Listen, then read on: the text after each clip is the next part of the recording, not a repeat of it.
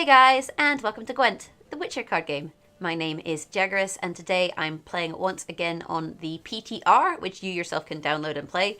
And on the PTR there are all of the new cards, you have a full collection, and it's designed to give feedback to CD Projekt Red and to kind of mess around. So I've been playing around with a soldier deck from Nilfgaard, which you can see here. So our leader is Jan Calvé, previously John Calvé, now Jan Calvé. Look at 3 cards from your deck, then play 1.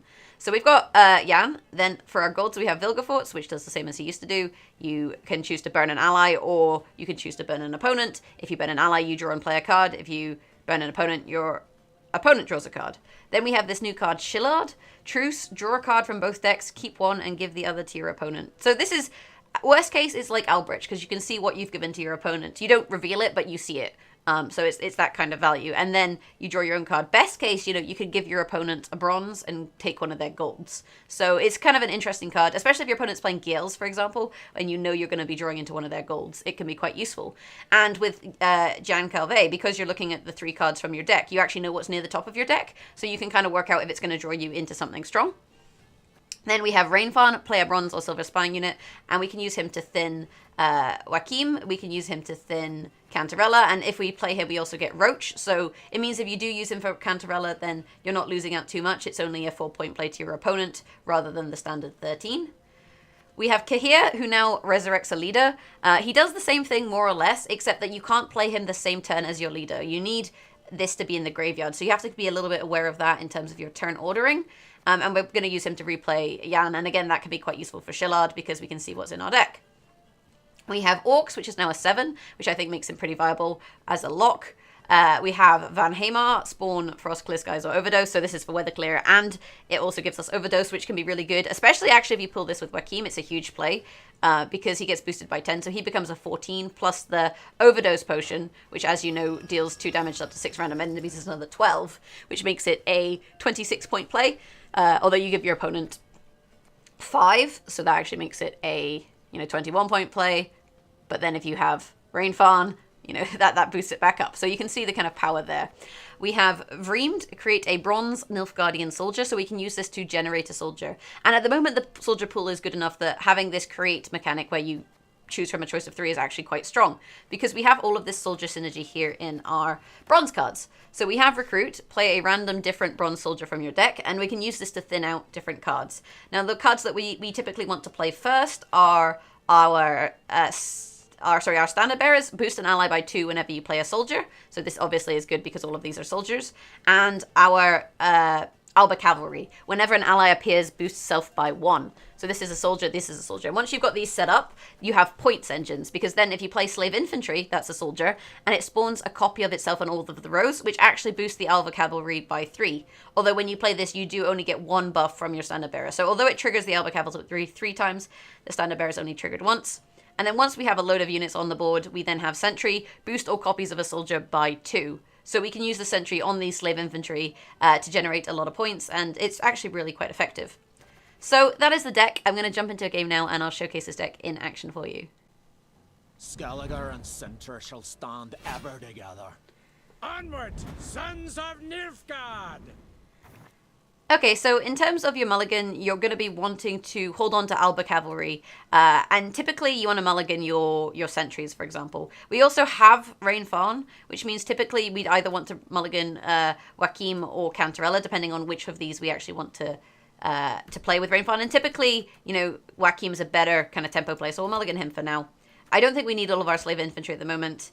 Van Hamar's good, but ideally, he's also better to draw with Joachim. This is a little bit awkward for us. We would have liked to see some slightly different cards here. But because we can see what's in the top of our deck, hopefully it should work out all right. I'm actually going to mulligan this last Slave Infantry. Oh, we pulled Roach. A little bit unfortunate there, a little bit unfortunate. We took a risk and it didn't pay off. We're against Iced. This is the new leader, spawn a bronze Twirsec soldier, so that's what that does. And we're going first, so we're going to open with these Alba Cavalry, because we want to start and get these on the board. Roach isn't too bad because we can obviously mulligan it later and draw it with Cahir. So what we're going to do first is get our Alba Cavalry on the board, and then we'll look to play Jan.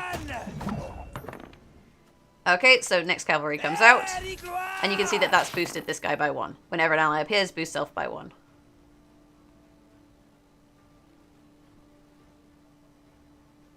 Now, bear in mind that these recruits are random. It's not the top bronze in your deck, which is a little bit frustrating. So we're going to go with a Yan play here, because again, I want to activate Micah here. And our options are Slave Infantry or Joachim. Bear in mind this means that we'll draw into Joachim later on, which is a little bit awkward. So I don't think we want this into our hand, though. We can always mulligan it later, but if we mulligan it later, that, you know, makes things awkward with Roach, which means potentially we want to play...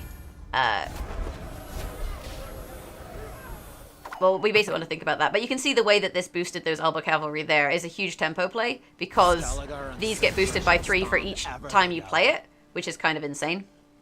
And now that we have these on the board, we're more or less okay to play the recruits and see what we think.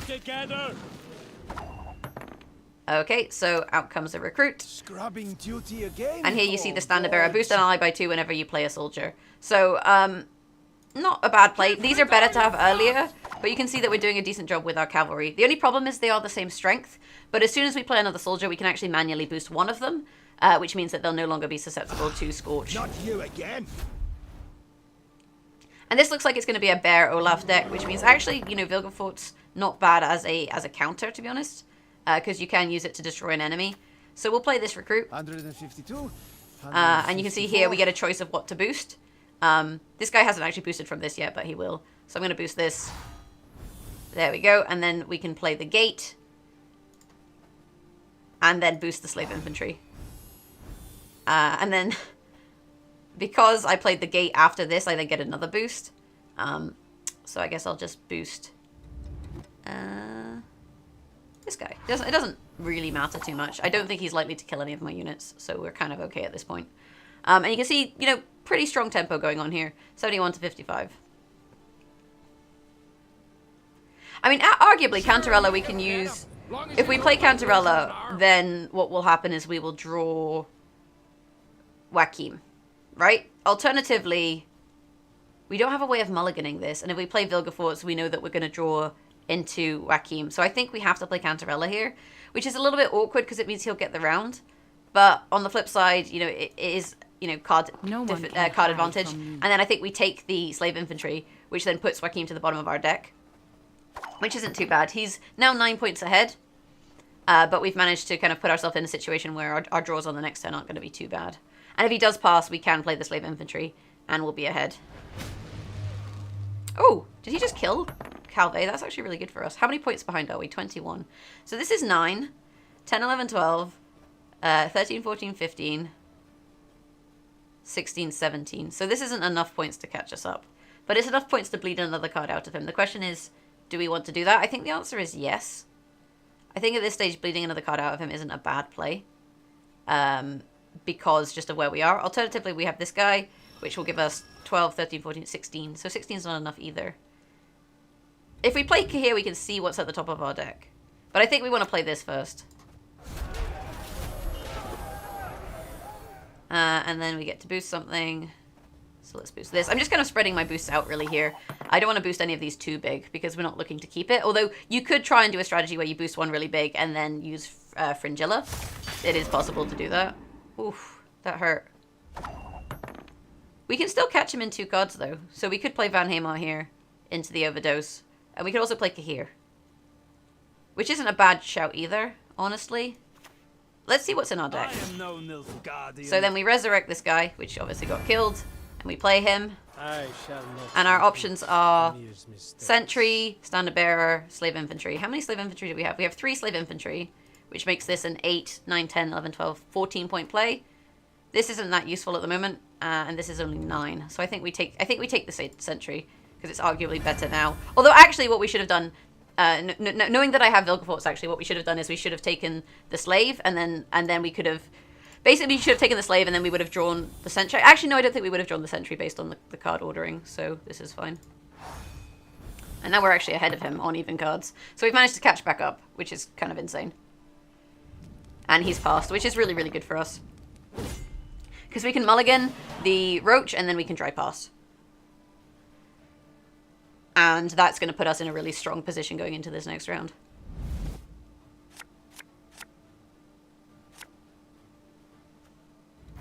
So Roach goes, and we got more thinning. And we're just going to drive past this and just gain card advantage. Because the thing is, he has a lot of options for resurrecting. He's going to be resurrecting lots of bears and that sort of thing, which is going to be really insane. So we want to keep as much kind of tempo for the final round as we can. And having an extra card is going to ameliorate a little bit of his tempo, which is really nice for us. Oh, come on, Roach. Go away. So, in terms of Standard Bearer versus Alba Cavalry, you play Standard Bearer first, and that's generally pretty decent. So, we'll play our Standard Bearer. Give it all you've got! And that's pretty good. And then what we'll do is we play our Cavalry, then we'll play our Slave Infantry, and then we'll play our Recruit. Because if our Recruit pulls a Sentry, then we want to have enough Slave Infantry on the board. Similarly, if our Joachim pulls a Sentry, we want to have enough Slave Infantry on the board. If our Vilgefortz pulls a Sentry, we want to have enough Slave Infantry on the board. You get the idea, basically. Okay, so out comes the Alba Cavalry, and then we'll boost it. And then obviously this then will get boosted every time we play a unit. And we also get boosts from the Standard Bearer, which is pretty nice. Right, so out come the Slave Infantry. It doesn't really matter what row you play them on, unless you... Well, it depends on how you want to position them, right? Because they always come on the right. So you can position one, and the other two will go on the right. But in this situation, it doesn't matter too much. Okay, so there's Olaf, which we expected. We could always burn him. It is an option. But for now, we're going to thin. Must be an important lesson. There's the Gatekeeper. So we're not going to buff him, because we might burn him with Vilgefortz. Play the gate. And buff these guys. Holy shit, there's so much buffing going on. Because we played 2 cards, we get another buff. And we'll buff this guy. So not bad. 50 points to 60 with 1 card up. Holy smokes, he's making the big boy plays here, you guys. He's making the big boy plays. I think we go for... I think we'll go for Van Hamar here. Into the Overdose. We maybe could have played it earlier and gone for Frost, actually. It would have been alright. Unfortunately, we hit the 1s, so it's not quite as many points as we would have liked. But at this stage, we want to see kind of where he is.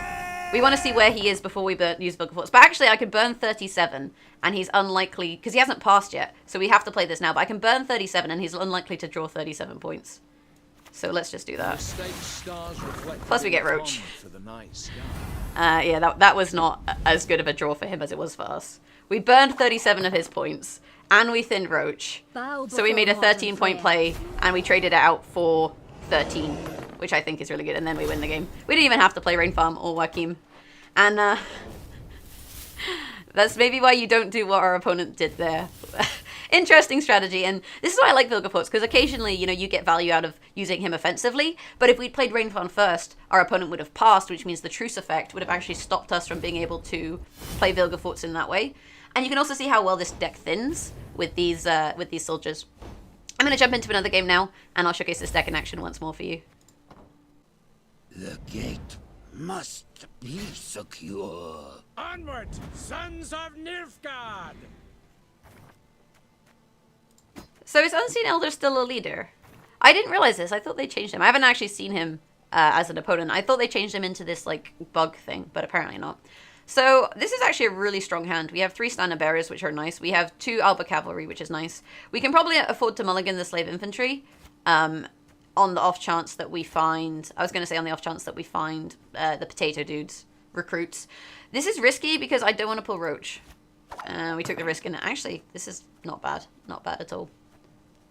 Okay, so Unseen Elder is still a leader, and he drains a unit by half. Does this mean monsters have 5 leaders? I guess it does. So this is actually quite bad for us, because we end up with highly boosted units, the Alba Cavalry, and if he's draining half of their strength, that's quite detrimental to us. So it's going to be a little bit awkward. On the flip side, you know, we do have Vilgefortz, so we can potentially burn it, so that's not too bad. This is going to be an interesting matchup for sure. And what this means is that we're going to want to spread out our buffs as much as possible.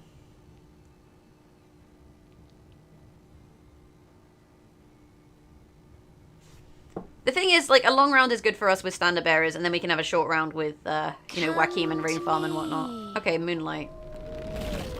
So he's got negative weather effects. Unfortunately, we don't have Van Hamar in hand, but we can just avoid this and not play into it. Playing into it, basically, they take damage. And if he moves users into it, they take damage, but it's not damage over time. So honestly, I don't really understand his decision to play Blood Moon, personally. I guess he can drown our units into the damage, and they're going to take 6. Which is a little bit awkward. So the alternative is we purposely play into the moon and take the 2 to avoid the 6. I think we'll find out. Give it all you've got! If he does move it, it's not going to die, so that's kind of okay. And then we can actively boost it with more standard bearers, so I think it's probably okay. Did he just muzzle my standard bearer? I mean, he doesn't have soldiers, so it's kind of fine. Victory is in our grasp! It's kind of fine. I think it's fine. So they go into that and they take, you can see they took 2 damage apiece. We'll play the other standard bearer now. Victory is in our grasp! And boost this fellow. Oh, wait, sorry. This fellow. There we go. I mean, I'm down 1 card, and I can target draw my spy with Rainfarn, so I'm not overly worried about this situation. At the moment, going 1 card down is fine, because we can play into the next round and target draw Cantarella. Alternatively, we could target draw Cantarella now, and that's actually not a bad play either, because we have Joachim in hand. Want to hurt us, would you? I'm not overly sold by this strategy. I think we do this. It also thins Roach, which isn't too bad. So let's play Cantarella. Let us see. And we'll take a Slave Infantry. It means that there's a Slave Infantry now at the bottom of our deck. But Slave Infantry does synergize quite nicely with Alba, although it's bad against this Moonlight, so that's a little bit awkward. And you'll notice that by playing that, we actually stayed ahead because of the Rainfarn and the Roach. Unfortunately, Roach moved, which is not quite so ideal, but it's not hugely terrible. So we can play this Alba Cavalry now, and we get to boost. So I'm, like I said, I'm just spreading out my boosts in terms of the units that I choose to buff, because by spreading out the boosts, I'm basically playing against his Unseen Elder strategy, which I think is quite a smart decision.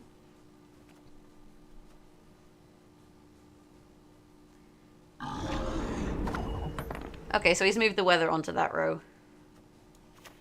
This is actually okay because he's, like I said, he's just damaged my dude, which is kind of useful. So we get some boosts. And again, we want to keep these guys alive.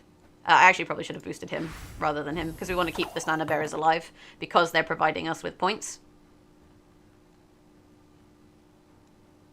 Let's get this over with. Whew. Calm yourself. So again, we'll get 2 more boosts. So I'm going to boost you. I'm going to boost... This guy's going to get boosted by 1 anyway. No, I think we still boost him. We want to, like I said, we're trying to just protect our points, right? And then as soon as we play the Slave Infantry, it's actually going to be pretty huge. Yeah, he managed to kill 1. 35 to 59. We're a card up. Potentially we peace out of this round. Because the thing is, Slave Infantry are also useful later. On the flip side, though, we do have to try and play Jan on the same round that we play Cahir. Or not on the same round that we play Cahir, because otherwise we won't get value. Am I okay with winning and going 1 card down? I probably am. So let's play Jan and see what we get. So we're going to draw into Vilgefortz and Shillard, which is kind of insane. So I think we take the recruit here. Yeah, alternatively we can play Shillard and we draw Vilgefortz, but I don't want to give my opponent Vilgefortz. So let's just play this. 101, 102, 103. Oh shit, I'm running out of time. Let's boost some guys. There we go. Oh, I clicked the wrong one. I meant to boost these guys. I lost 2 points there. I've actually managed to catch him up. Holy shit, that was a lot of points. Like, that was a lot of points. So we got Calvé into the potato dude into the sentry, which caused the standard bearer to boost twice because I played 2 units, and then these guys to boost by 4. So yeah, it was a lot of points. I don't think he expected it. And this Blood Moon is doing nothing.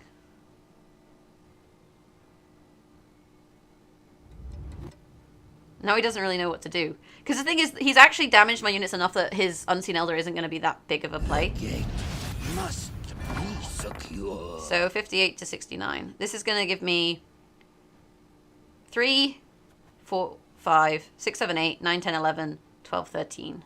Right? I think it's 13. Oh wait, I have 3 of these. Shit, there's another 3 points. This is insane. This is literally insane. I'll buff you. Holy smokes. So many points. I'm not I feel like these are buffing too many times. I don't even know. It doesn't seem right. Sadness. So we can lock Iris. I think we just lock Iris. Who is to die? Who is to die? Doesn't really matter what else we lock. We'll just do that. And you can see these, I'm getting basically 3 extra points per play. And he's let this round go on way too long. Because I have so much, like, so many points in my engines that he just kind of allowed to happen. And it's going to get to the point now where he's going to lose on even. And losing on even feels bad. I hate bottles. I'm still ahead. Oh dear. Reset all units on a row. So we only reset the front row. We have all of the back row. We pass here. But you can go 2 cards down. Doesn't bother me.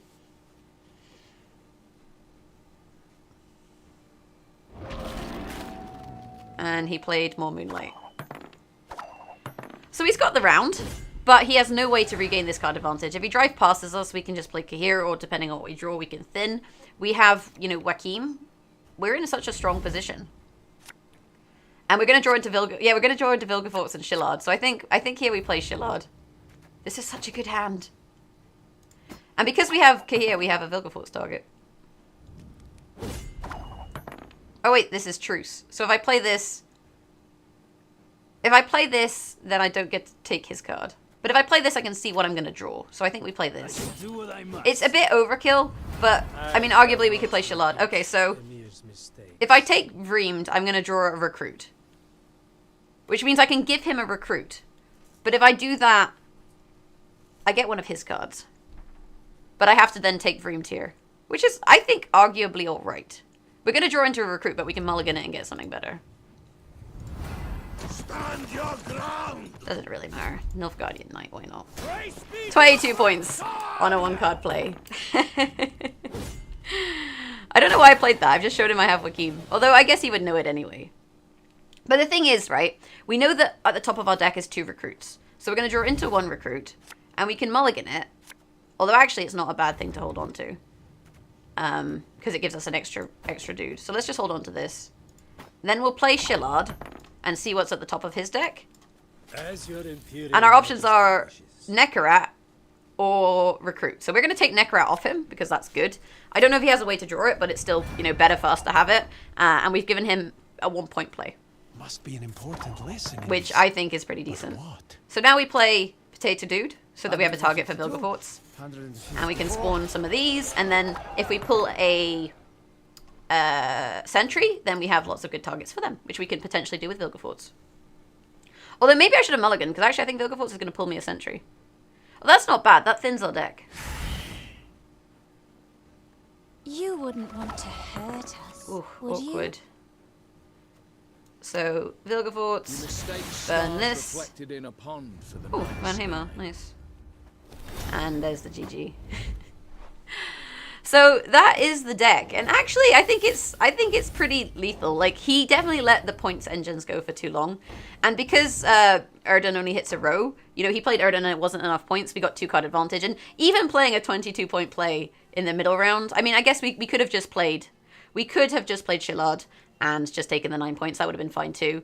And then save key here for the later round. That would have been good. But ultimately, the deck is just very successful. I like it. I think there's a little bit of RNG to it. But I think it's also really fun to play. And who doesn't like mashed potatoes, right? Who doesn't like mashed potatoes? As you can see, the recruit there peeling all of those taters. But yeah, if you like this deck, hit that thumbs up button. Let me know what you guys think in the comments below. And if you've enjoyed the video, then you can always subscribe to the channel. You can find me streaming on Twitch, twitch.tv/Jaggerous, and on Twitter @Jaggerous. Thank you so much for watching. Have a great day, and hopefully I'll catch you next time. Bye!